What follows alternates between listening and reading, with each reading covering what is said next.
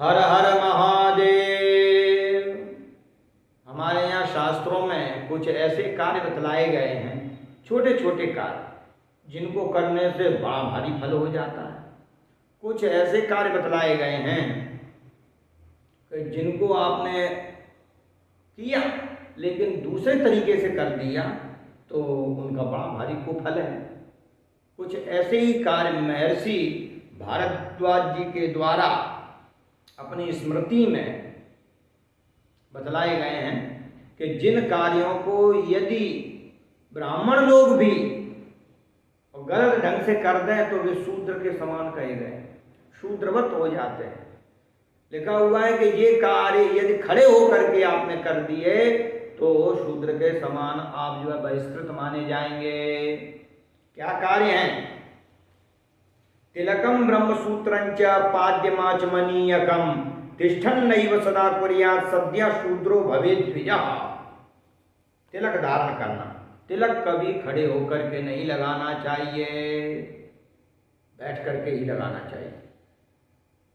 ब्रह्मसूत्रम यज्ञोपवीत यदि बदलना हो, खंडित हो जाता है तो दूसरा यज्ञोपवीत धारण करते हैं तो बैठ करके ही आचमन करके यज्ञोपवीत बदलना चाहिए।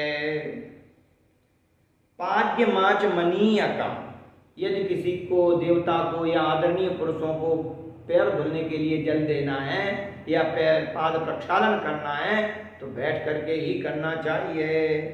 आचमन देना है तो आचमन भी बैठ करके देना चाहिए, ठीक है।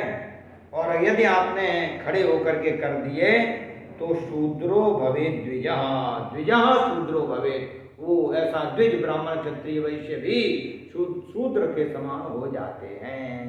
इसलिए तिष्ठन एव सदा कुर्यात्, ये कार्य बैठ करके ही करना चाहिए।